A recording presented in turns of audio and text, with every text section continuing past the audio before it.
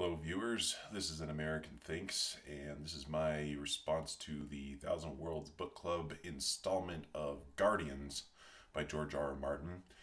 And before I begin, I just want to encourage you. I think probably most of you have already done this, but just in case, if you haven't seen Preston's review of this yet, do go and check it out because he's covering some really cool stuff with this story and relating back to A Song of Ice and Fire. But anyways, let's get into the analysis here a little bit. I pointed out previously that this Tough Voyaging series has a lot of theological overtones, and this one really smacks to me a lot more of that than even some of the others. But let's jump into this a little bit here. If we consider this in a theological context of Tough playing the role of God, then in this case we have a planet of people that are praying to God to save them from their enemies. And the situation becomes more and more intense the longer the story goes on, until it gets to this breaking point where they sort of try to force God, compel God to do what they're asking him to do. And this runs into a theological issue that's called theodicy, which is how a good God, could allow evil to happen. As in, the argument that you may hear very often runs along the lines of, I don't believe in a good and loving God because horrible things like rape and murder and genocide happen, and I don't see how such a God could exist and allow these things to happen, right? However, this story is a little bit different because we are seeing it from Tough's perspective, the perspective of the God character. And when we look at it from Tough's perspective, the story becomes a lot more complicated.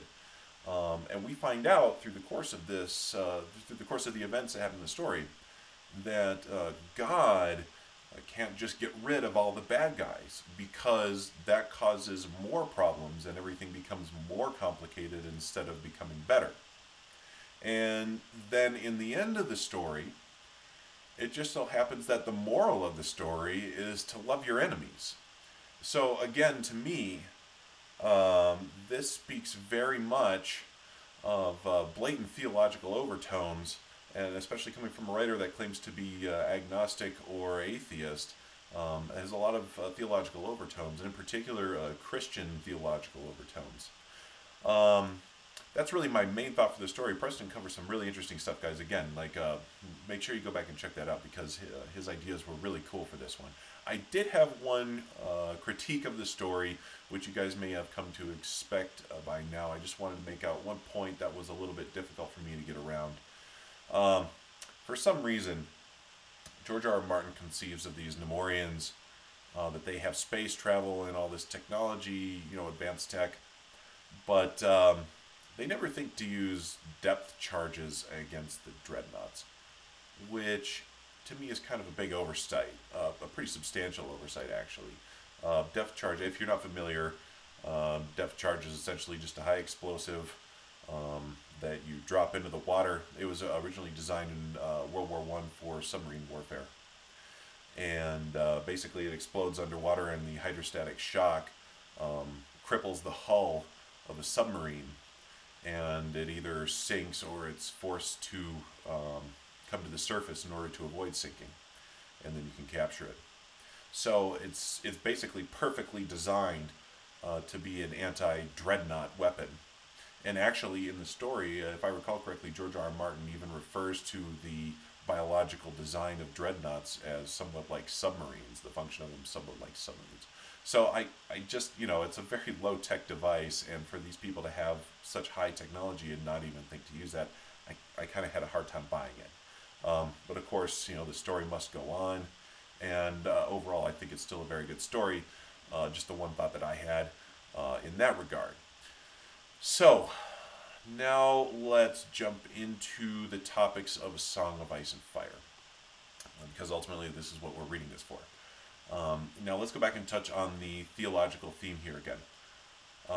If we can see that there's some kind of moral lesson here about praying for the death of your enemies, then I think this speaks very strongly about Arya's storyline. She prays almost constantly for the death of her enemies and actively seeks out ways to enact the death of her enemies herself. And so if George R. R. Martin stays true to his themes, I think that Arya is going to be likely to find out that the downfall of her enemies may not be as satisfying as she hopes. And there's several theory videos out there. Preston, I think Alt Shift X has one as well.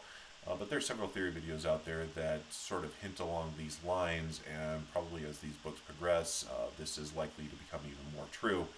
But I think that's going to play very well along the similar lines to what he's talking about here in Guardians.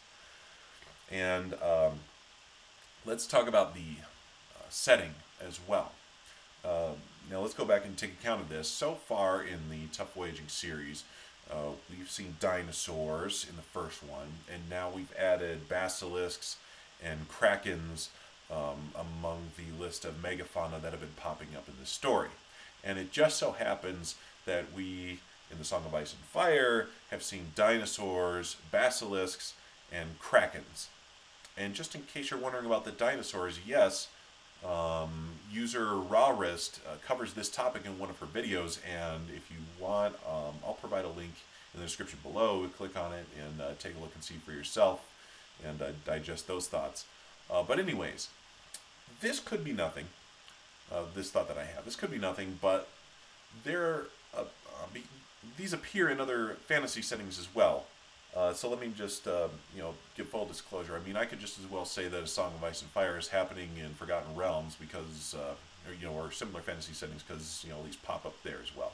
So it could be nothing, but I'm going to ask you, if you have the book, The World of Ice and Fire, then look up the description of Sotheros, or check it out at your local bookstore and read the description on Sotheros. Fortunately, it's popular enough of a book that a lot of bookstores are carrying it in their brick and mortar locations, so you should be able to find it. But this continent, Sotheros, is absolutely packed with biodiversity, and on every scale. You have loads of megafauna all the way down to like multiple viruses and diseases, and it's almost uninhabitable because of how many diseases are there. And then after you read that, consider this. We have descriptions in The World of Ice and Fire of dinosaurs and similar large reptiles existing at the same time as mammoths beyond the wall. And this is dramatically different from the evolutionary process that we have in the fossil records of our world. Dinosaurs did not exist at the same time as mammoths, or horses, or lions, or whatever else you have for that matter. They don't exist at the same time. And if we want to touch on the issue of dragons here briefly as well, again, Preston has presented some very compelling evidence that the birth of the hatching of dragons, I should say, and the riding of dragons, but particularly the hatching, I think, is key to this point. There's no compelling reason why one species, the hatching of one species, should be dependent on the presence of another, like, entirely unrelated species. There's no advantage to that. There's no survival advantage. There's no evolutionary advantage to having the hatching of your species be dependent on some other species. And it's not just the other species. It's like a very narrow range of members of that species that can successfully hatch another species, in this case the dragons. There's no reason for that. I find it hard to accept that the dragons could have evolved on their own to just be reliant on old Valerians, people with old Valerian blood, and a very specific range of females of old Valerians in order to exist. I think that smacks a lot more of genetic engineering. So, and if you consider that in the context of all this other biodiversity that you have on Sotheros, I think that smacks, I hate to say it, but I think it smacks of an EEC bioengineering ship like the Ark having a large biodump basically on this Earth, or not on this Earth, but on this planet. And that's really the biggest explanation I can find for having all these unrelated types of biology existing on this world at once with no obvious reason for having evolved that way. And now, of course, we know that George R. R. Martin intentionally put red herrings in the World of Ice and Fire book. So it may well be that the descriptions of Sotheros are intentionally erroneous. So I will accept that. Or it may be that George R. R. Martin did not really think through the evolutionary implications of this world when he conceived of it, and he just wanted to create something that was engaging and visual appealing. I guess I could accept that as well. To me that one's really more of a stretch because this world is pretty well thought out in a lot of ways. He's crossed a lot of T's and dotted a lot of I's in this world, so I tend to think that the stuff that he puts in there is intentional. Or it may be that the island of Sotheros is a huge Chekhov's gun, and at some point we're going to find out why it's full of diseases and dinosaurs and huge apes and Neanderthals. Again, go look up that description and read it and see for yourself the description of what's in there. So, in any case, long story short, again, in reading the Tough Voyaging series, I really can't help but think that the continent of Sotheros is really just a big biodiversity dump from a ship like the Ark. That's really all the thoughts I had on this one, guys. Thank you so much for watching. And as always, please share your thoughts in the comments below. And a really quick preview here. This week, I'm going to add my first theory video for the World of Ice and Fire. So stay tuned. And if you want to get ready for it, take a moment to review Preston's Cold Conspiracy video series, as this is going to add a lot of context for the topic I'm going to discuss. All right, thanks, guys. We'll see you next time.